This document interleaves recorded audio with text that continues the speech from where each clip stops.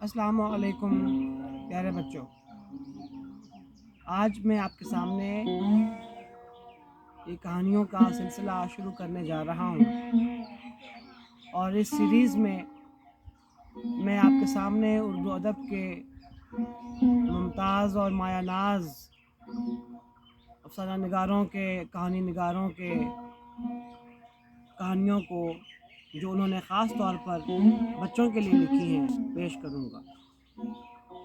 اس کا مقصد کہانی سننے کی روایت کو فروغ دینا ہے اور زبان اردو اور اردو کہانی روایت کو ترویج دینا ہے۔ امید کرتا ہوں کہ آپ کو یہ سلسلہ پسند آئے گا۔ یہ کہانی ہے سعادت حسن منٹو کی، جس کا عنوان ہے شیر آیا دوڑنا۔ ایک اونچے ٹیلے پر گڈریے کا لڑکا دور گھنے جنگلوں کی طرف منہ کیے چلا جا رہا تھا۔ شیر آیا دوڑنا۔ بہت دیر تک وہ گڈریے کا لڑکا زور زور سے اپنا گلا پھاڑتا رہا۔ اس کی بلند آواز بستی میں بہت دیر تک گونجتی رہی۔ جب کافی دیر تک چلا کر گڈریے کا لڑکا کا حلق سوکھ گیا تو بستی سے 2-3 بوڑھے لاٹھیاں ٹیکتے ہوئے آئے اور گڈریے کے لڑکے کو کان سے پکڑ کر لے آئے۔ پنچایت بلائی گئی۔ بستی کے سارے عقل مند جمع ہوئے اور گڈریے کے لڑکے کا مقدمہ شروع ہوا۔ اس کا جرم یہ تھا کہ اس نے غلط خبر دی اور بستی کے لوگوں کو خام خواہ پریشان کیا۔ لڑکے نے بڑے ادب سے کہا، میرے بزرگوں، تم غلط سمجھتے ہو، شیر واقعی نہیں آیا تھا، پر میرے بزرگوں، اس کا یہ مطلب تو نہیں کہ ہرگز شیر آ ہی نہیں سکتا۔ بزرگوں نے کہا، وہ نہیں آ سکتا۔ لڑکے نے با ادب پوچھا، کیوں؟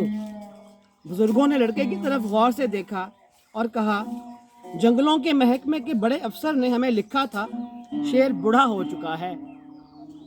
لڑکے نے کہا، لیکن شاید آپ کو یہ معلوم نہیں کہ وہ جوان ہونے کے لیے بہت سی جڑی بوٹیاں کھا رہا ہے۔ جواب ملا، یہ محض افواہ تھی۔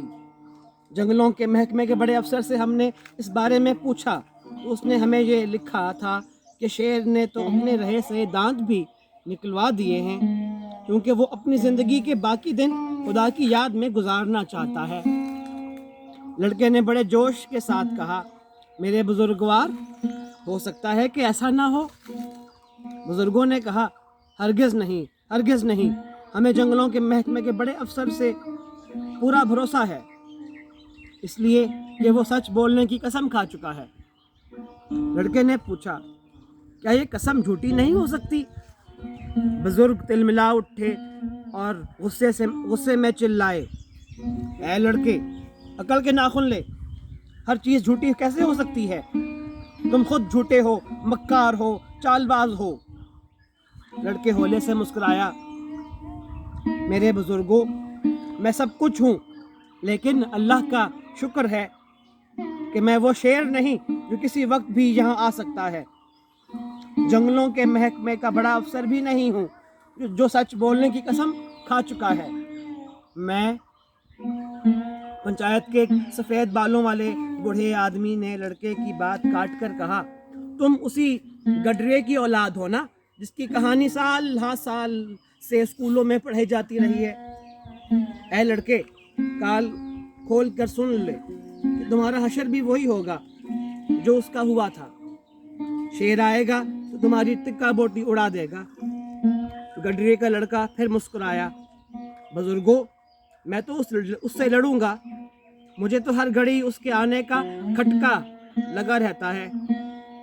تم کیوں نہیں سمجھتے کہ شیر آیا دوڑنا والی کہانی جو اپنے بچوں کو پڑھاتے ہو، آج کی کہانی نہیں۔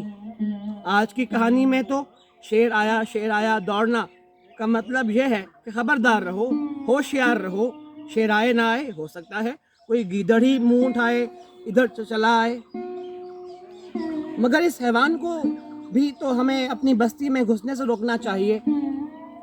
سارے بزرگ کھل کھلا کے ہنس پڑے۔ کتنے ڈرپوک ہو تم، گیدڑ سے ڈرتے ہو؟ گڈریے کے لڑکے نے ان بزرگوں سے کہا، میں شیر سے ڈرتا ہوں نہ گیدڑ سے، مگر ڈرتا ہوں صرف اس لیے کہ یہ حیوان ہیں اور ان کی حیوانیت کا مقابلہ کرنے کے لیے میں اپنے آپ کو ہمیشہ تیار رکھتا ہوں۔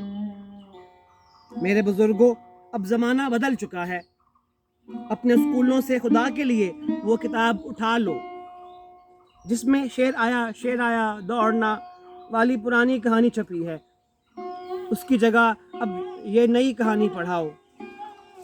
ایک بڈھے نے کھانستے کھنکارتے ہوئے کہا، بھائیو، یہ لونڈا ہمیں غلط راستے پر لے جانا چاہتا ہے، اس کا سر پھر گیا ہے۔ دوسرے بڈھے نے غصے سے کانپتے ہوئے کہا، اس بے ادب کو فوراً قید کر دو۔ گڈریے کے لڑکے کو فوراً جیل میں قید کر دیا گیا۔ اتفاق کی بات ہے، اسی رات شیر بستی میں داخل ہوا، بھگدڑ مچ گئی، کچھ لوگ بستی چھوڑ کے بھاگ گئے، باقی شیر نے شکار کر لیے۔ مونچھوں کے ساتھ لگا خون چوستا ہوا جب شیر جیل کے پاس سے گزرا تو اس نے لوہے کی مضبوط سلاخوں کے پیچھے گڈریے کے لڑکے کو دیکھا۔ شیر نے اس سے کہا، کون ہو تم؟ لڑکے نے جواب دیا، میں گڈریے کا لڑکا ہوں۔ شیر کی آنکھوں میں خون اتر آیا۔ اوہ، تم ہو گڈریے کے لڑکے، وہی جو میرے آنے کی اطلاع دیا کرتے تھے۔ باہر آؤ، میں تمہیں اس کی سزا دینا چاہتا ہوں۔ لڑکا مسکرایا، جنگلوں کے بادشاہ، مجھے افسوس ہے کہ میں باہر نہیں آ سکتا، کہ میرے بزرگوں نے جو مجھے سزا دی ہے اس نے مجھے تمہاری سزا سے محفوظ کر دیا ہے۔ اور شیر غصے سے دانت پیس کر رہ گیا۔